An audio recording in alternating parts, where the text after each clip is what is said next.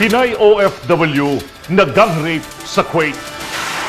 Habang naubaran na ako nun, gagamit na niya ako. Kumatok naman yung pangalawa. Una, natapos na. Lumabas na siya. Sabi niya, adi ka natapos na ako. Ikaw na naman. 7 taong lulong sa Shabu, 2 beses sa rehab. Anong klaseng buhay ang naghihintay sa kanya? Oh, I live by the day. Oh, I pray when I wake up, Lord, sana wag ako mapagamit yung araw na to. Mula sa pahigang People's Tonight, ang kwento ng isang domestic helper na hinalay ng 3 mga lalaki sa Kuwait. Ito po si Paring Ray. At ang unang yugto ng aming documentary tungkol sa mga individual na lumalabas ng rehab. Anong klaseng buhay ang naghihintay sa kanila? Ako po, si Racer Langit. Ang lahat ng yan ngayong gabi sa Kasangga mo ang langit. Ang susunod na ulat ay mula sa People's Tonight. Banner headline ng naturang dyaryo noong 16 ng Enero. Ang kasaysayan ni Monica.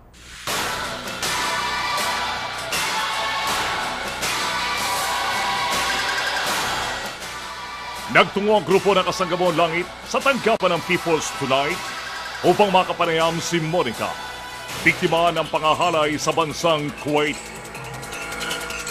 32 taong gulang na si Monica, hindi tunay na pangalan. May isang 15 anyos na anak.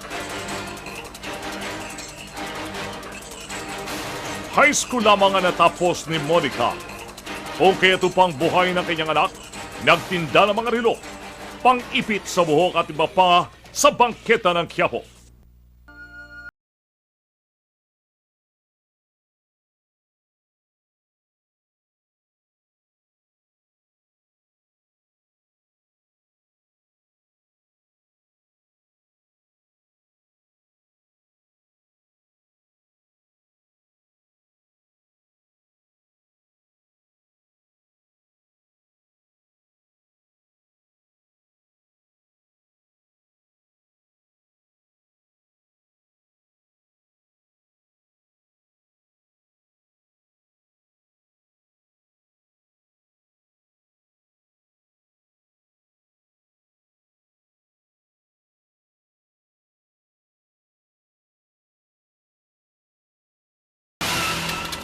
Ngunit batid ni Monica na kinakailangan niya mag-ipon para sa kanyang anak.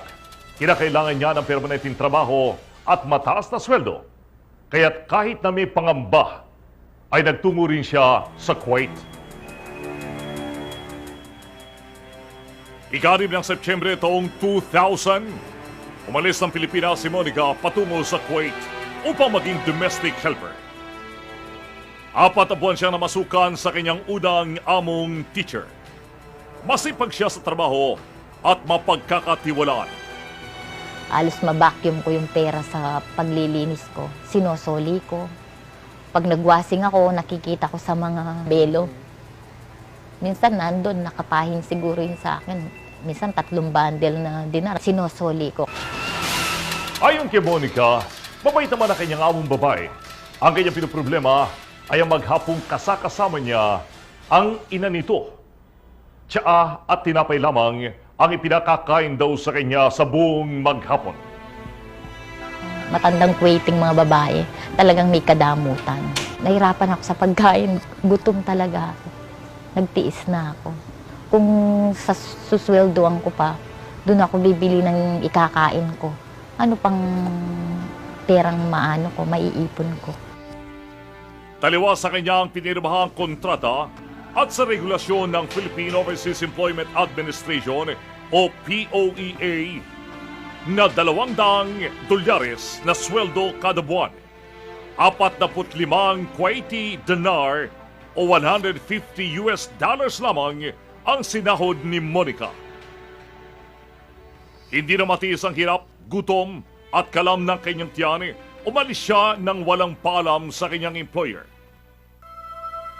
Tumuloy siya sa tanggapan ng Overseas Welfare Workers Administration o OWA noong Enero 9, alas 4 ng madaling araw. Kinabukasan, dumating ang employer ko. Nagmamakawa siya sa akin na kung anong problema ko sa mother niya, isettle.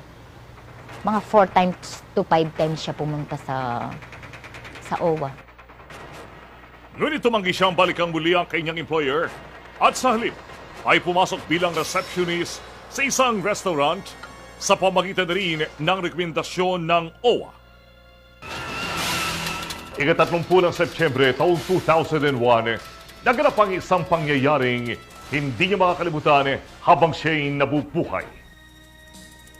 Alas 10:30 ng gabi, nang lumabas siya sa kanyang tinutuluyang flat, dinampot siya ng 4 na kalalakihang nakasakay sa isang kotse. Biglang dumaan nga yung kotse na yun, yung American car. Nakasakay 4 ngang Kuwaiti. Sinakay nila ako. Nagsisigaw si Monica mula sa madilim na bahagi ng building na kanyang tinutuluyan. Ngunit walang nakapansin sa kanya. Sinampal siya ng isa sa mga lalaki upang siya ay tumahimik. Dinala na nila ako sa flat. Natandaan ko yung flat na pinagdala nila. The Block 3.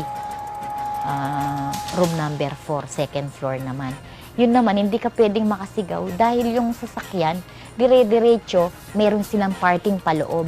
Pagbaba mo, dire-diretso ka na sa elevator para makapunta ka na sa second floor. Wala ka nang makikitang tao. Binuhat siya ng isa sa mga kalalakihan upang dalhin sa isang kwarto. Nakakalaban ako, nakakababa ako. Nasasanggal ko yung paa ko sa ganyan. Nakakababa ako sa pagkalong niya sa akin, nabababa ako sa carpet. Habang naubaran na ako, nagagamit na niya ako. Kumatok naman yung pangalawa. Una, natapos na. Lumabas na siya.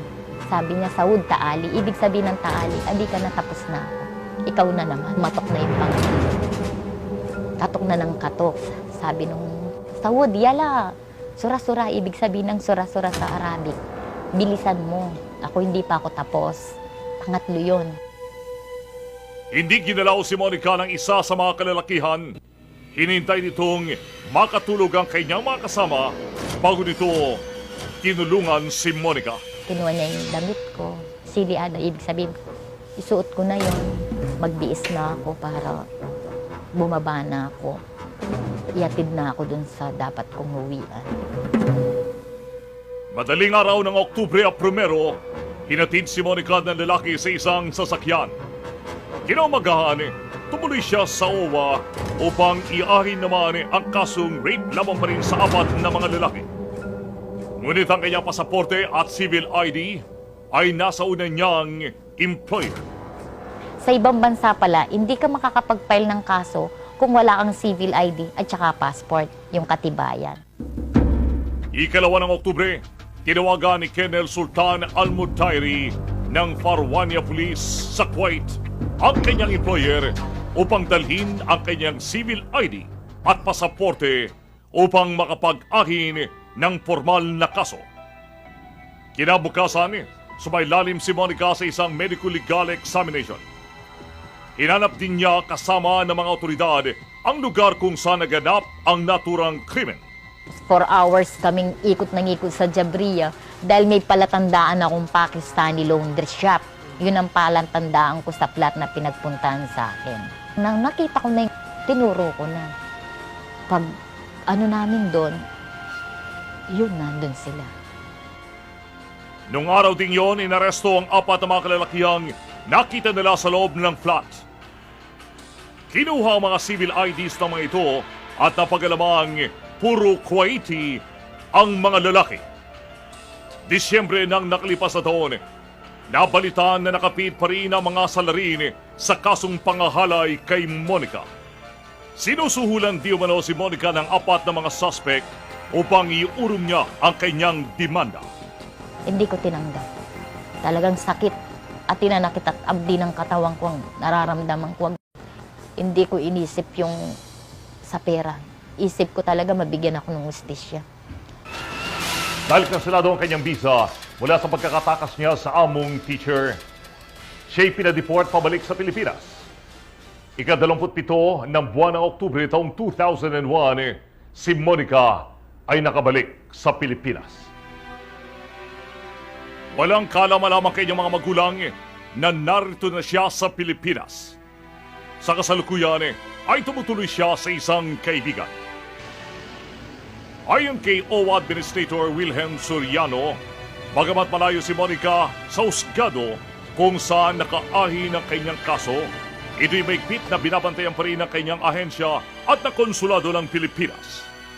We are closely monitoring the investigation. And we're hoping that an early resolution of the case, mapatunayan may kasalanan yung apat, panagutan nila. Isang kawani ng Philippine Embassy sa Kuwait ang kasalukuyang kumakatawan kay Monica upang ipaglaban ang naturang kaso.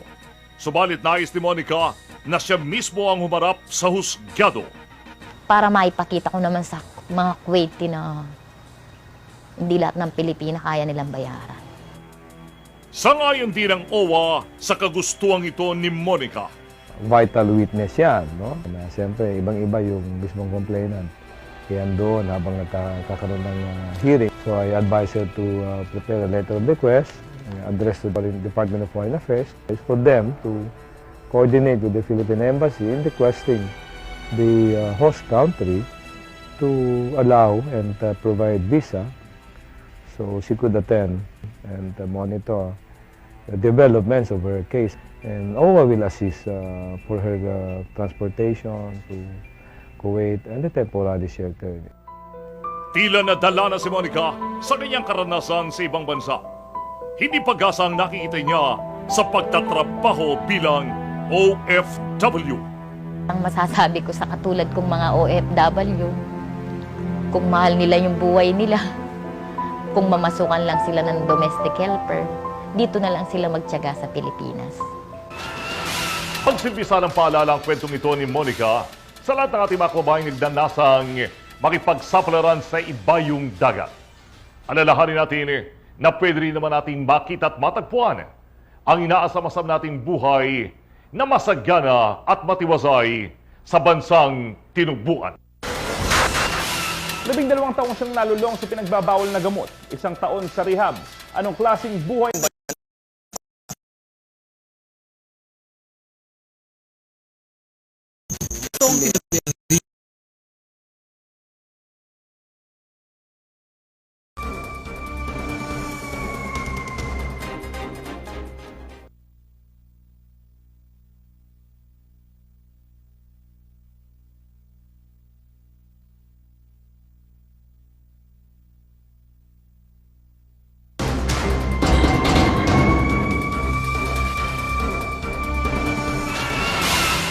Ito namang krimeng kakitaan ng kahindik-hindik na karahasan.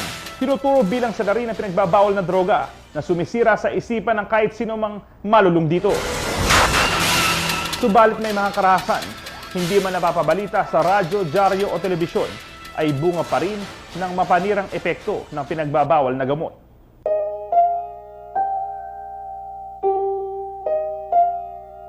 Kahit na hindi na magsama yung parents ko, okay lang sa akin. Kahit na magulo buhay ko, okay lang. Basta na may drugs ako. May sabog, may bato ako. Okay na ako. Sariwa pa sa isipan ni Philip ang madilim na yugto ng kanyang buhay. Halos 1 taon pa lamang ang nakakaraan mula nang pumasok siya sa Welcome Rehabilitation Center upang magbagong buhay. 7 taon din siyang namuhay ng may tila demonyo sa katawan. Wala akong pakialam. Tira lang ako ng tira. Ganun. Subalit hindi naman daw talaga maituturing na tinakda ng tadhana o ng mga pangyayari ang kanyang pagkalulong sa droga. Active ako sa sports. Bata ako, tapos wala problema sa mga grades. Very supportive pa ng parents ko. Masaya yung childhood ko. Sa ika-4 na taon ng high school, nagsimulang lumihis ng landas si Philip. Tuluyan na niyang napabayaan ang kanyang pag-aaral. Nag-absent na ako, nagka-cutting classes na ako. Hindi ako makapasok ng maaga dahil natutulog na ako. Siyempre, late or either minsan wala pa akong tulog. Dahil dito, kinailangang ulitin ni Philip ang kanyang ika-4 na taon sa high school. Subalit imbis na matigil ang kanyang lumalalang bisyo ay lalo lang itong nagpatuloy hanggang sa makatungtong siya sa koleyo. Ang dami kong pinasok ng colleges. First year pa lang nakatatlong schools na ako. Palipat-lipat. Nagkaroon ako ng isang kaso na may nakita gamit sa kotse ko. Nung time na yun kasi parang pakiramdam ko nun walang nakikialam sa akin. So, ba't ko patatago?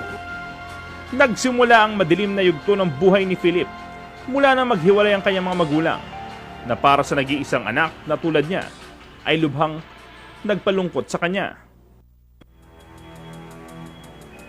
Nung high school naman ako, medyo natitake up na namin yun sa eskwela. Nagtatanong ako sa mga barkada ko, ano yun? Ano ba ito? Ano ba ito? Yung nag-trigger sa akin talaga. Nag-iwalay na rin tatay ko. Problema. Mabilis ang pagkalunod ni Philip sa droga.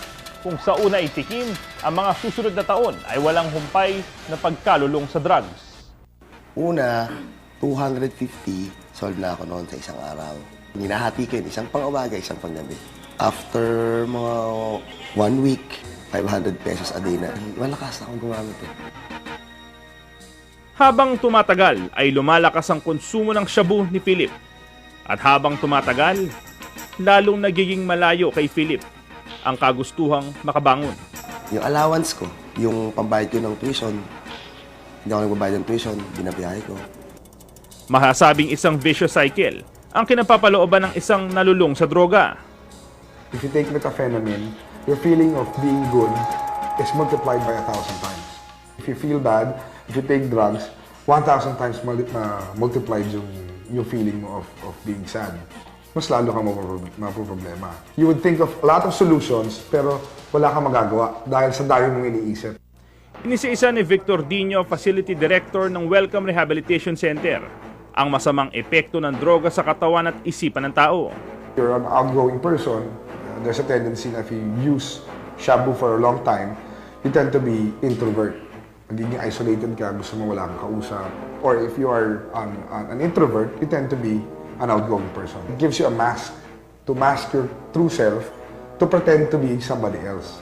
Pero I cannot attribute lahat ng heinous crime na nangyayari is involved on drugs. Sa Welcome Rehabilitation Center, dinala si Philip upang maayos ang kanyang nasirang buhay. Natakot na ako nung sinabi ng nanay ko, huwag ka na magpakita sa akin. Sabi ko, ma'am, tulungan mo ako. Sige, tutulungan kita, pero makikinig ka sa akin. Nag-volunteer ako. Ang buong akala ni Philip ay 2 buwan lamang siya sa rehab. So, nung nalaman ko na 1 taon ako, doon ako bumigay sa detox. Iyak ako ng iyak talaga. Mga 4 na araw yata ako walang tigil.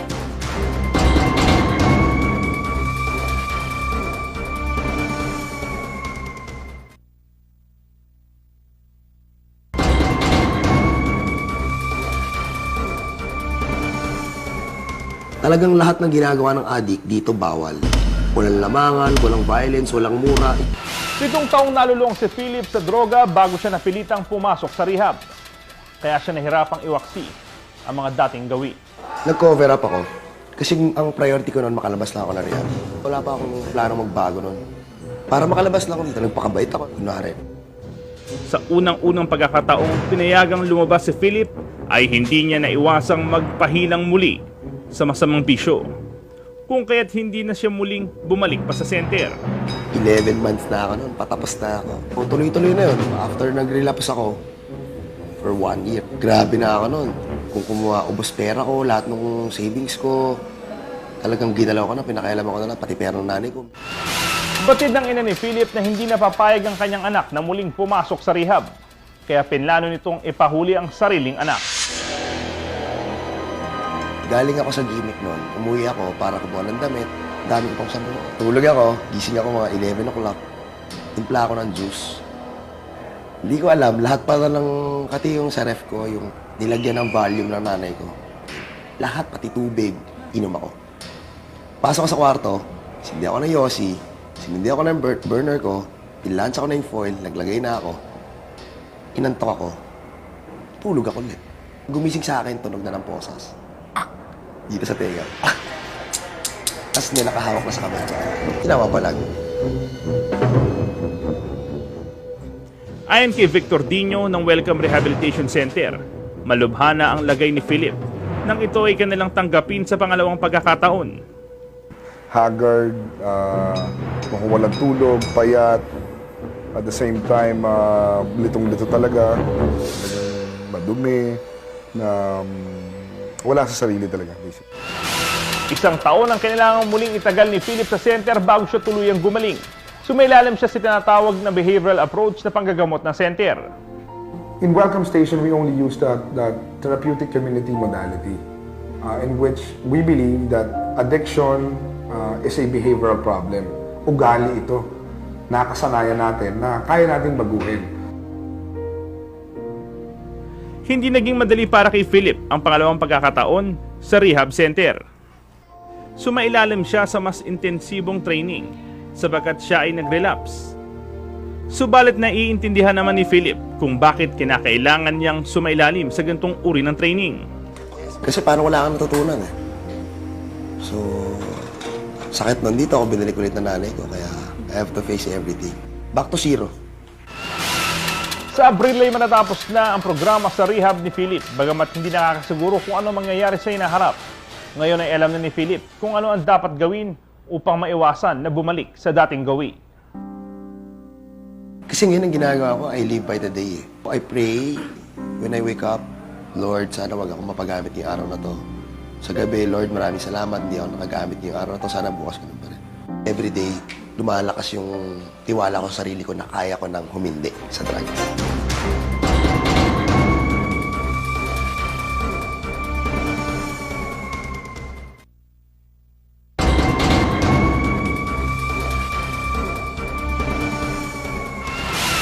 Ang kwento ng mga kababayan natin sa ibayong dagat ay hindi puros na masaya. Minsan ay malungkot, minsan naman ay kagimbal-gimbal. Ang buhay ng tao ay hindi puro sa paghahanap ng pagkakakitaan. Dapat ay ginugugol din natin na kasama ang ating mga mahal sa buhay at ang ating pamilya. Abangan ang susunod na yugto ng iba pang kwento ng mga dating drug dependent sa mga susunod na episode ng Kasanggamo ang Langit. Sana inaibigan po ninyo isa pang spesyal na pagtatanghal ng ating panalangkunan na kapag ng kakaibang aral at leksyon sa buhay. Hanggang sa muli po si Paring Ray. At ako naman po sa Racer Langit. Laging tanda Sa paglaban, Kasanggamo ang Langit.